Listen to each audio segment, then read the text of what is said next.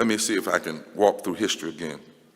After the civil rights movement, certain white supremacists and white nationalist people who were afraid of losing power learned how to perpetuate the culture of racism without appearing to be racist. They used code words. They created a new lexicon. It's called the Southern strategy.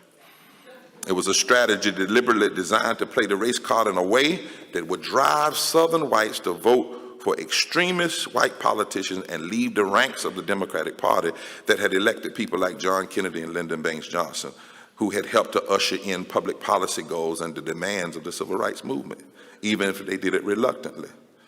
In a starkly revealing interview, former GOP strategist Lee Atwater boldly described how the Southern strategy worked to undermine fusion-type political movements that brings all people together around common issues, and the fusion organizing that deals with race and class together, which is the kind of movement, the only kind of movement that has ever expanded our democracy during the first Reconstruction of the 1800s and the second of the 1960s. This is what Lee Atwater said. He said, you start out in 1954 by saying nigger, nigger, nigger. But by 1968, you can't say nigger because it'll hurt you politically, it'll backfire. So you have to learn new language. So you start talking about things like forced busing, states' rights, neighborhood schools. And then Lee Atwater said he counseled all of his clients to become very abstract and talk only about cutting taxes. He said, now all these things sound totally economic, but the byproduct of them is that blacks and brown people get hurt worse than whites, and whites begin to believe that black and brown people are causing their problems because the government is giving all this free stuff to them. He said the target of the Southern strategy was to play three-card Molly, particularly on the white political electorate, to move the cards and you never know which one was the red one. And the goal was initially the old Confederacy, the 13 states from Virginia all the way to Texas, because if you could control 13 states, I know California, y'all think you're big, and you're probably bigger than the 13 states, but do you know if you can control the former 13 Confederate states, you control 171 electoral votes, which means you only need 99 from the other 37 states. You control 30% of the United States Congress, which means you only need 21% from the other 37 states. You control 26 members of the United States Senate, which means you only need 25 from the other 37 states. And the goal was, if we can control that block, if we can create a hate them kind of politics that would repel any fusion political alliance between whites and blacks and brown people, then we could win. And George Wallace found out when he stood in the door of the University of Alabama and got 100,000 congratulation cards from the North, that this strategy could also work in the North and in parts of the Midwest. In fact, in the Wisconsin primary in 1964, more than a third of the state's Democrats cast their ballots for George Wallace. 3 weeks later, Wallace, the guy, the segregation yesterday, today, and tomorrow, 3 weeks later, Wallace landed 30% of the votes cast in Indiana, and he only had 2 Ku Klux Klansmen running a shoestring campaign out of a service station phone booth. In Maryland, Democratic primary, Wallace won 16 of the state's 23 counties and 43% of the final tally. And he himself said, without the nigger block vote, we could have won the whole thing. Now, he was the greatest loser of all time because he taught something that then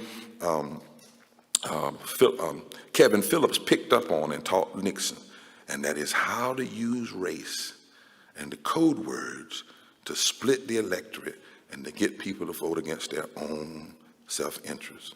In fact, it was George H.W. Bush that saw the volcanic white opposition to the Democratic Party's embrace of civil rights open the door for Republicans to run, and Bush, who never ran before, decided to run for the United States Senate in the 1960s, and this is what he said as he ran. He said, I'm opposed emphatically to the Civil Rights Act of 1964 because it tramples on the Constitution, it upends states' rights, and I'm for the 86% of the people, not the 14% of the people. This is the kind of gentler white supremacy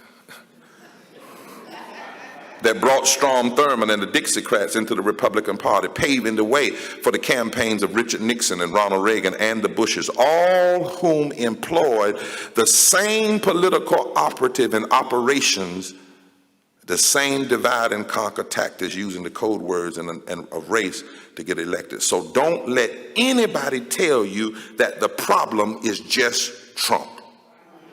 Yes, Trump has embraced and emboldened white nationalists who rallied in Charlottesville and elsewhere. Yes, they feel like they can take off their hoods off and stand tall with Trump in the White House. But long before Trump mastered the con of the Southern strategy, he had an audience that had been cultivated for 50 years. And if we don't deal with that, what we should be concerned about is not just that Trump used these strategies, but the ease at which he used them, and that the media nor his opponents knew how to unpack it. And it's only with this history in mind that we can comprehend what Brother Ta-Nehisi Coates has said so well, amplifying the analysis of our dear sister Nell Painter. And Nell Painter says that what we are seeing now is the iconography of an American characteristic called call and response. The call for justice, and then the response is backlash. And this is what Ta-Nehisi Coates said.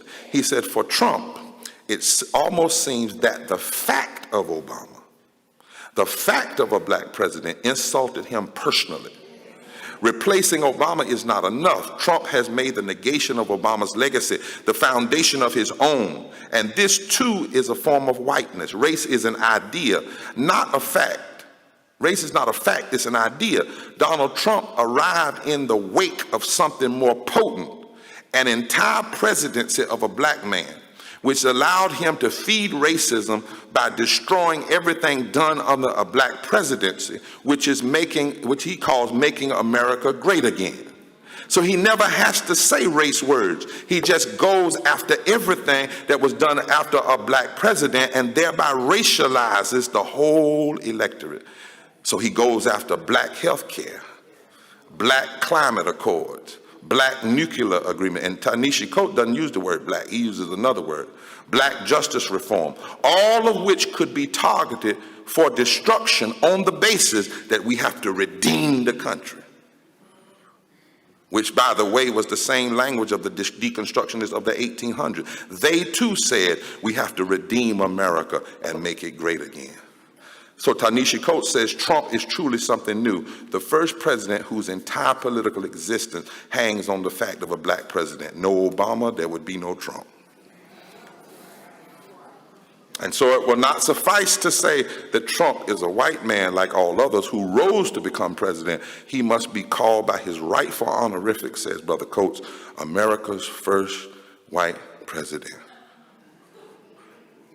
We misunderstand the challenge of systemic racism if we think it's about dislike of black people. No, systemic racism is about dislike of democracy.